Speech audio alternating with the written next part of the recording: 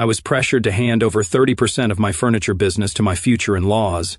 Now I axed the wedding and exposed her dad's license scam.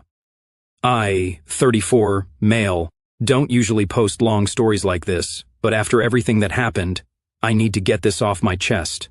This all went down over the past year and a half, and man, what a wild ride it's been. Buckle up because this is going to be a long one. I run a custom furniture workshop in Portland. Nothing fancy like restoration hardware, but people pay good money for my handcrafted pieces. I started this business 8 years ago with just $3,500 I'd saved from working construction. I bought some second-hand tools, rented a tiny workshop space in a sketchy part of town, and worked my ass off. The first couple of years were brutal. I'd wake up at 5 a.m., work till midnight, eat ramen or whatever was on sale, and crash on the cot I kept in my workshop to save rent money. No vacations, barely any social life, and definitely no fancy dinners. I remember once having to choose between buying wood for a commission piece or paying my phone bill. I chose the wood and had no phone for 2 weeks. Looking back, I'm not sure how I survived those early days. The workshop was this dingy converted garage with terrible insulation. In winter, I'd wear 3 layers and could still see my breath. In summer, it was like working in a sauna. I had one small fan that just pushed around hot air. My hands were constantly covered in cuts and splinters. I couldn't afford proper health insurance, so I got real good at first aid. My parents thought I was crazy. They wanted me to use my construction experience to get a real job with benefits. My dad kept sending me listings for project manager positions. I can't blame them. They grew up poor and valued stability above all else. But I had this vision, you know. I could see exactly what I wanted to build, both with my hands and as a business. Slowly, things started working out. Word spread about my stuff. I specialize in these live edge tables and custom built-ins that rich Portland hipsters go crazy for. My first big break came when a local restaurant owner asked me to make tables for his new farm-to-table place. He paid half up front, which was more cash than I'd seen in months. Those tables led to more restaurant work. Then residential clients started coming in. I started getting bigger commissions, hired a couple of apprentices, and moved to a better workshop. Last year, my business cleared $320,000, and I personally took home about $140,000 after expenses and paying my guys. Not Jeff Bezos money, but considering where I started, I'm pretty damn proud. My friends Mike and Josh always joke that success would change me, but honestly, I'm still the same guy who likes video games on weekends and driving my beat-up 2008 Tacoma. My only real splurge was buying a small house last year. Nothing fancy, just a 2-bedroom Craftsman that needs work. But it's mine, you know. I've always been careful with money. Growing up watching my parents struggle with debt teaches you that lesson hard and early. So I kept my expenses low, invested back in the business, and built up a decent emergency fund. I never thought that fund would end up saving me from the biggest mistake of my life. About 18 months ago, I met Vanessa at a friend's housewarming party. She was this stunning 28-year-old who worked as a marketing consultant, which I later realized meant she mostly posted on Instagram and occasionally helped businesses with their social media.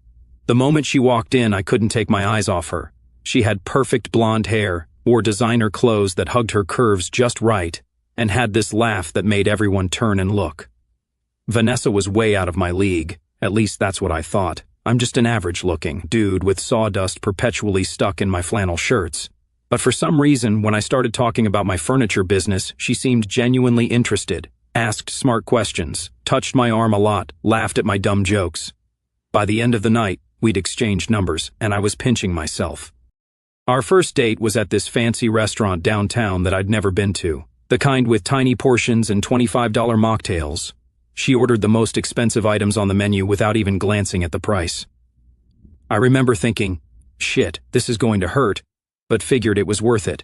The bill came to $320, which was about what I made from a small side table back then. After dinner, we walked along the waterfront.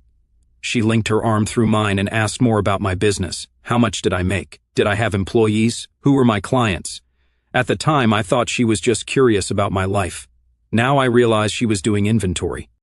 The next few dates followed a similar pattern. Expensive restaurants, lots of questions about my finances, and her always forgetting her wallet. But man, she was intoxicating, way more sophisticated than the women I usually dated. She knew about wine, art, fashion, all the stuff I knew nothing about. She made me feel like I was leveling up in life just by being with her. One night, about 2 months in, she invited me to her apartment for the first time. It was this sleek downtown loft with floor-to-ceiling windows and minimalist furniture that looked expensive but uncomfortable. The place screamed money, which confused me because she'd mentioned business was slow. "How do you afford this place?" I asked, genuinely curious. She laughed, running her hand along the marble kitchen counter. "Daddy helps with rent. He knows how important image is in my industry." That should have been my first real warning sign. But when a gorgeous woman is unbuttoning your shirt and leading you to her bedroom, you don't exactly stop to analyze her financial arrangements. The relationship moved quickly after that. Within 6 months, she was practically living at my place. She kept complaining that my house was too small, my furniture too rustic. That's literally what I make for a living, and my kitchen needed updating. But I was so caught up in having this beautiful, seemingly accomplished woman in my life that I just nodded and promised we'd upgrade eventually. Looking back, there were red flags from the beginning. She'd forget her wallet constantly. She'd talk about these luxury vacations she wanted to take. She'd make comments about my truck being cute but so old, or how my house had so much potential. Code for this place is a dump, but she was gorgeous, charming, and seemed to genuinely care about me, so I ignored all that. After dating for about 8 months, I proposed. Nothing fancy, just took her to the coast for a weekend, got down on one knee on the beach at sunset. The ring cost me $8,500. 3 months of saving up and eating peanut butter and jelly for lunch. It wasn't the biggest diamond, but it was quality, and I was proud I could afford it. Her reaction was mixed. She said yes, cried, hugged me tight, but later that night I caught her looking at the ring with a slight frown. "Is something wrong?" I asked. No, it's beautiful," she said quickly, "just smaller than I expected, but it's fine. Quality over quantity, right?" She posted about 50 pictures on Instagram, tagging some jewelry designer I'd never heard of with #inspired and #goals. That night, she started planning our wedding immediately, talking about venues that cost more than my annual salary. Wedding planning was a nightmare from day one. Vanessa wanted this massive affair at a vineyard that would have cost over $65,000. When I suggested something smaller, she pouted for days. "Don't you want me to have my dream wedding? Don't you think I'm worth it?" I eventually compromised on a $40,000 budget, which still made me sweat bullets. She chose a venue that required a $15,000 non-refundable deposit. Her dress alone was $4,500. Every time I questioned a cost, she'd make me feel cheap, or like I didn't really love her. "If you think this is expensive, wait until you see what kids cost," she'd joke. But there was always this edge to her voice, like she was testing me, seeing how much I'd be willing to spend on her. Then she started bringing her parents around more often. Richard and Diane Mercer were exactly what you'd expect from their names: privileged, appearance-obsessed, and completely out of touch with reality. Richard was a real estate agent who spent more time on the golf course than actually selling houses. He wore those pastel-colored pants and always had a deep tan regardless of the season. Diane had that frozen look of someone who's had so much plastic surgery that basic facial expressions require conscious effort. The first time they came to my house for dinner, I could see them mentally calculating my net worth and finding it lacking. Diane kept touching my furniture and asking if it was from a catalog. Richard asked pointed questions about my business: revenue, growth, projections, client demographics. It felt more like a business meeting than a family dinner. After they left, Vanessa said, "They're just looking out for me. Daddy says a man should be able to provide a certain lifestyle." I thought I was doing pretty well, I said, feeling defensive. "I own my business, my house, have no debt." She patted my cheek like I was a child. "Of course you are. For someone with your background, they just want to make sure I'll be taken care of." Then came the weird demands. First, it was that she needed to approve all furniture designs before I made them for clients. Then she wanted access to all the business accounts just in case something happens to you. She started showing up at my workshop unannounced, critiquing my employees' work and suggesting I raise prices. I pushed back on these, which led to our first major fights. The pattern was always the same. She'd make an unreasonable demand. I'd refuse. She'd explode with anger, then give me the silent treatment for days, and finally I'd compromise just to keep the peace. One night, I overheard her on the phone with her mom. "No, he's still being difficult about it." "I know, Mom. Don't worry, I'll work on him. By the time the wedding comes around, he'll be much more flexible." I pretended not to hear, but that conversation stuck with me. What exactly was she planning to make me flexible about? Things really went to hell about 3 months before the wedding. We were sitting in my living room one evening, me sketching a design for a client's entertainment center, her scrolling through Pinterest wedding boards and occasionally showing me pictures of centerpieces that all looked exactly the same to me. "Babe," she said in that sweet voice that always meant trouble was coming, "I've been thinking about how we could thank my parents for all their help with the wedding." I looked up from my sketch. Didn't we already book them that weekend at that spa resort as a thank you? I dropped $1,200 on that gift, which seemed plenty generous considering they weren't actually contributing a dime to our wedding. "Yeah, but I was thinking of something more meaningful." She put down her phone and gave me this look like she was about to suggest something brilliant. "What if you made my dad a partner in your business?" I literally laughed, thinking it was a joke. "You're kidding, right?" Her face got serious. "No, I'm completely serious. Daddy has always wanted to own part of a business, and this would mean so much to him, just like a 25% share or something small." I put down my pencil. "Vanessa, your dad is a real estate agent who knows nothing about furniture. Why would I make him a partner in my business?" "Because he's going to be family," she said, like I was being dense. "And he has so many connections with wealthy clients. He could bring you so much business. If he wants to refer clients, great. But I'm not giving away a quarter of my company that I built from nothing." Her face changed then, a look I'd never seen before, cold, calculating. "I thought you were generous and caring. I guess I was wrong." "This isn't about generosity," I said, trying to stay calm. "This is about the business I've spent 8 years building from scratch. Your dad hasn't invested time, money, or effort in it. Why would he get ownership?" "Because I said so," she snapped, suddenly dropping the sweet act. "God. Do you always have to be so selfish? Most men would be grateful to have my father's expertise." "What expertise in real estate? This is a furniture business." She stormed out of the room, slamming the door behind her. For the first time, I seriously questioned whether I should marry this woman. That night was just the beginning. Over the next few weeks, she brought it up constantly, each time with a new angle. "Daddy could help you expand to Seattle. Mommy knows investors who could take your business to the next level. Don't you want us to build wealth as a family?" One particularly disturbing conversation happened after I caught her looking through my business contracts. "What are you doing with those?" I asked. She didn't even look embarrassed, just trying to understand the business better. "These client contracts are really one-sided in your favor. You know, you could be charging much more. Those rates are fair. I'm not price gouging people just because I can." She rolled her eyes. "This is why you need Daddy's help. You don't understand how to maximize profit.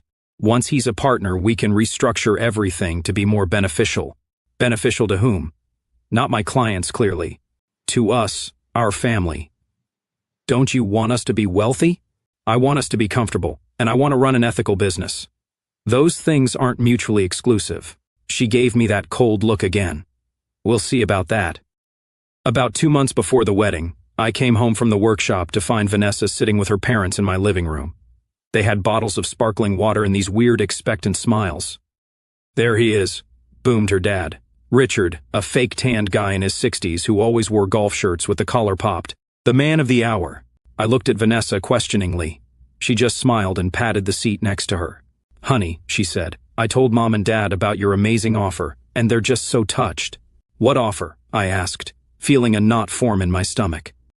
Her mother, Diane, a woman who definitely had way too much plastic surgery, leaned forward. "Don't be modest, dear. Vanessa told us about making Richard a partner in your charming little furniture business. We're just overwhelmed by your generosity." I felt like I'd been punched. Vanessa was looking at me with this warning in her eyes like, "Don't you dare contradict me."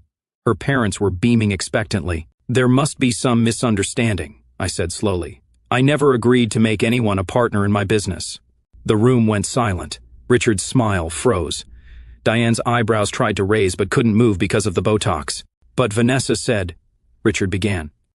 Vanessa was mistaken, I cut in, looking directly at her. "We discussed it, but I made it clear that wasn't something I was willing to do." Vanessa laughed nervously. "Honey, don't be silly. Of course you agreed. You were just working out the details." "No, I absolutely did not agree," I said firmly. "And I'm honestly shocked that you told them I did." What followed was one of the most uncomfortable evenings of my life. Her parents left quickly, and then Vanessa and I had the biggest fight we'd ever had. "How could you embarrass me like that?" she screamed, throwing a decorative pillow at me.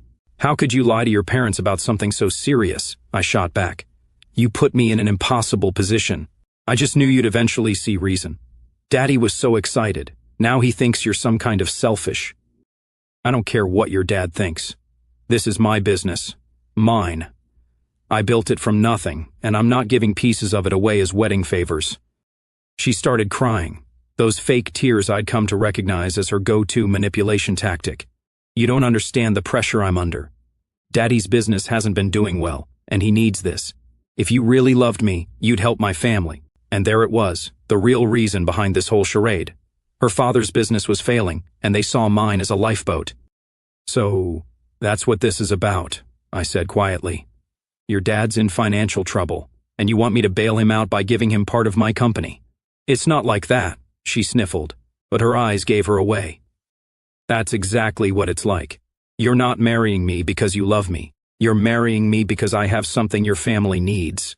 "That's not fair," she cried. "I do love you. This would just be a bonus for all of us." She stormed out and didn't come back until the next day, acting like nothing had happened. But things were different between us. There was this tension that never quite went away. That night, I called my best friend Mike and told him everything. "Dude, run," was his immediate advice. "This is some serious gold digger shit. She's trying to get her hooks into your business before you're even married. Imagine what she'll try to take in a divorce." I knew he was right, but I'd invested so much in this relationship.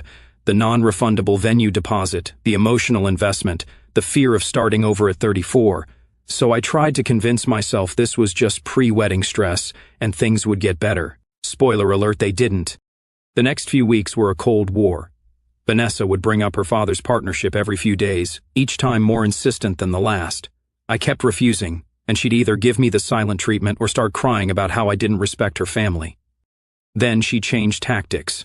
She started mentioning how some of her ex-boyfriends had been so generous with their families, how her friend Jessica's husband had bought her parents a vacation home, how family-oriented men understood the importance of sharing success. I started noticing other disturbing behaviors too. She'd taken to examining my business contracts when I wasn't looking.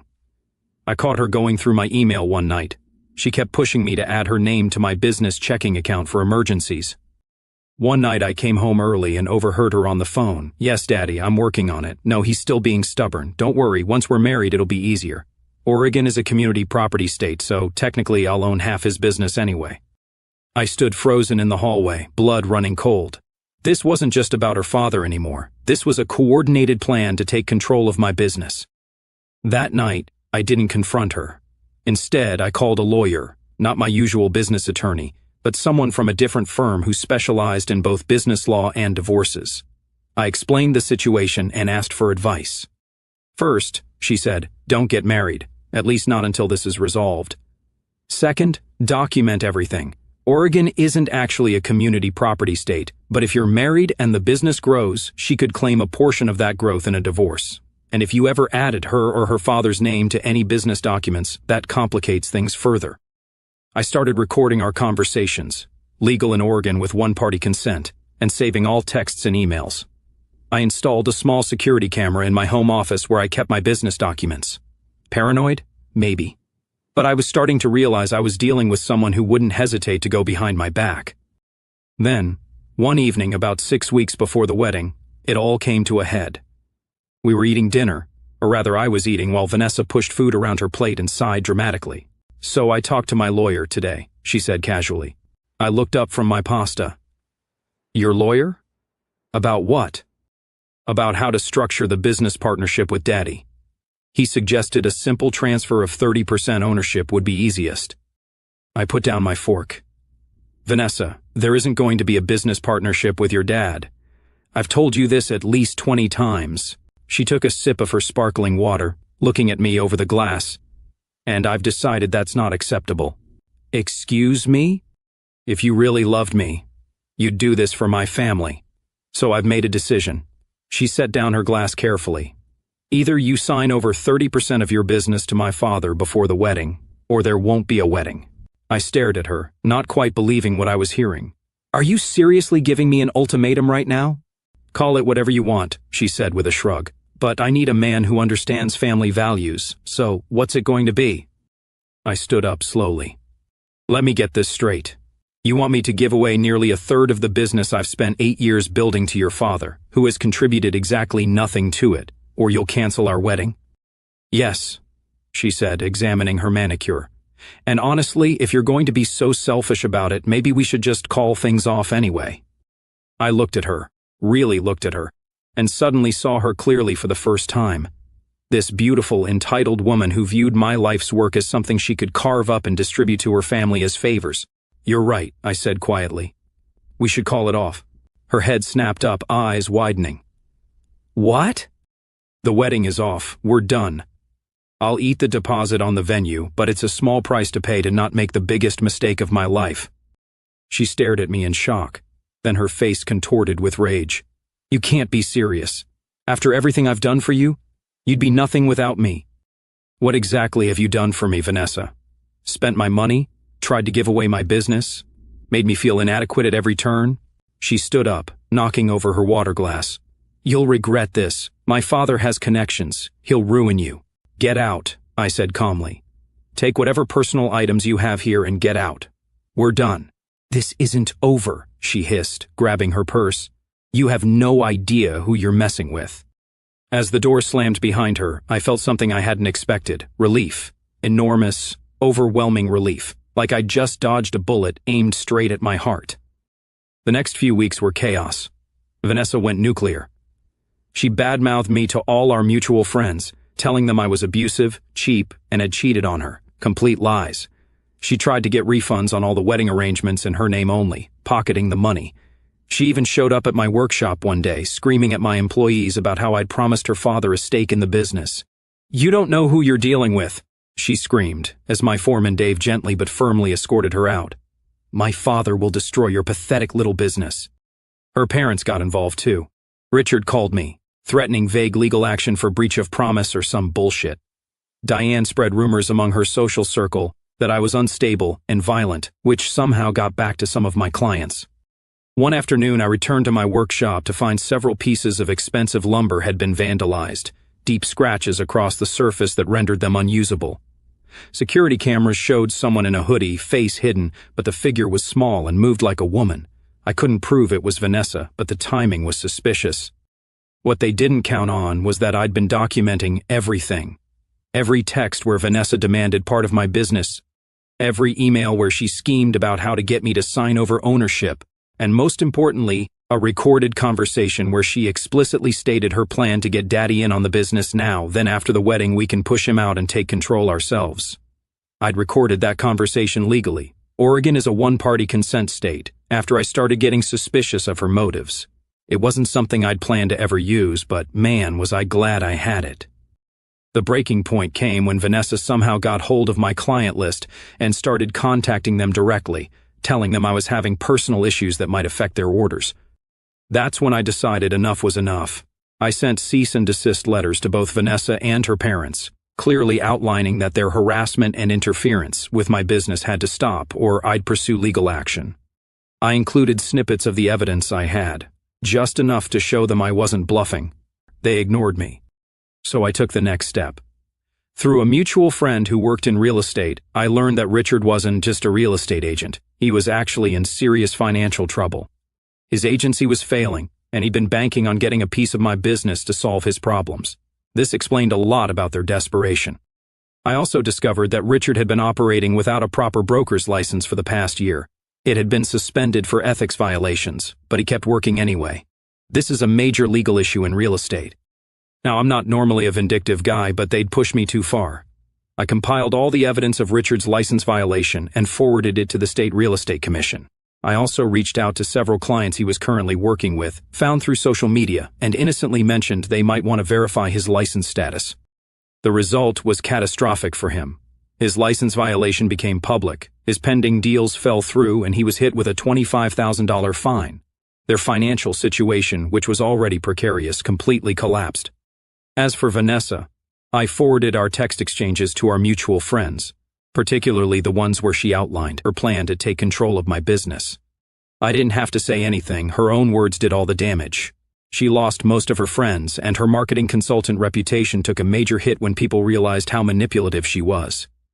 About 2 months after our breakup, I got the first desperate text from Vanessa. "Can we talk? I think there's been a misunderstanding." I didn't respond. A week later, "I'm so sorry for everything. I was under a lot of pressure from my parents. Please call me." Ignored that too. Then came the desperate voicemails. She was crying in most of them, talking about how much she missed me, how she'd made a terrible mistake. In one particularly pathetic message, she actually said, "I never wanted Daddy to have your business. That was all his idea, I swear." I saved every message but never responded. Eventually, they stopped. I thought that was the end of it, until 3 months after our breakup. I was working late at my workshop when there was a knock at the door. I opened it to find Richard standing there, looking like he'd aged 10 years. His tan had faded, his golf shirt was wrinkled, and he had the desperate look of a man who'd lost everything. "Can I come in?" he asked, his voice lacking the booming confidence I remembered. Against my better judgment, I let him in. "I've lost everything," he said without preamble. "My business is gone. We had to sell the house. Diane's left me. It's all falling apart." I just looked at him, waiting. "I know you reported me to the commission," he continued. "I deserved it. What we tried to do to you, what I pushed Vanessa to do, it was wrong." "Yes, it was," I agreed. "I need help," he admitted, his voice breaking. "A loan, a job, anything. Nobody will touch me in real estate anymore." The irony was almost too perfect. The man who tried to steal my business was now begging me for a job. "I might have something," I said slowly. "I need someone to sweep the floors, organize the lumber racks, clean the toilets. $12 an hour, no benefits." His face fell, but he nodded. "I'll take it. One condition," I added. "You sign a notarized statement admitting that you and Vanessa conspired to try to take my business, under false pretenses, just for my records." He hesitated, then nodded again. "Fine, whatever it takes." So now Richard works for me, doing the jobs nobody else wants. Every day he watches me run my business, the one he tried to steal. He's a silent reminder to everyone in the shop of what happens when you try to take what isn't yours. As for Vanessa, I heard she had to move back in with her mom, who's renting a small apartment now. Her marketing consultant business dried up when people found out what she tried to do to me. Last I heard, she's working as a receptionist at a dentist's office and driving a 12-year-old Honda instead of the BMW she had when we were together. One day, about 6 months after everything went down, she showed up at my workshop again. Not screaming this time, but meek, wearing minimal makeup and clothes that weren't designer for once. "Can we talk?" she asked when I came out to the front room. "There's nothing to talk about," I said. "Please," she said, voice breaking. "I've lost everything. My friends, my reputation, my business. I'm working for $14 an hour, answering phones and living in my mom's spare bedroom. I need closure." "Closure?" I laughed. "You tried to steal my business. You threatened me. You harassed my clients. And now you want closure?" She started crying, and for once I could tell the tears were real. I was stupid. I was raised to think that using people was normal. My parents always taught me to look for what I could get from others. I didn't know any better. "That might explain your behavior," I said, "but it doesn't excuse it." "I know," she whispered. I miss you. The real you, not the business or the money. I miss your laugh and how you'd explain woodworking processes to me even though I never really understood them. I miss watching you sketch designs with that little furrow in your brow." For a brief moment I felt a pang of sympathy. Then I remembered all the manipulation, the lies, the attempts to steal everything I'd worked for. "If that was true," I said, "you wouldn't have tried to take my business. You wouldn't have seen me as a meal ticket. You would have loved me for who I am, not what I could give you." She had no response to that. "Go home, Vanessa," I said finally. "Find a therapist. Figure out who you are without using other people, and never contact me again." As she walked out, Richard came in from the back room with a broom in hand. Father and daughter locked eyes, both fallen from their pedestals of entitlement. Neither spoke. Vanessa turned and hurried out, shoulders shaking with sobs. Richard went back to sweeping. Sometimes, the best revenge isn't something you plan. It's just letting terrible people face the consequences of their actions while you continue to succeed. My business is doing better than ever. I've expanded to a bigger workshop, hired 3 more craftsmen, and I'm dating again.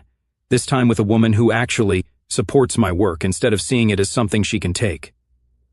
Emily is an elementary school art teacher who loves creating things with her hands. She understands the value of making something from nothing, and she's happy with pizza and Netflix instead of fancy restaurants with $25 mocktails. Last month, Richard came to me with a surprising proposal.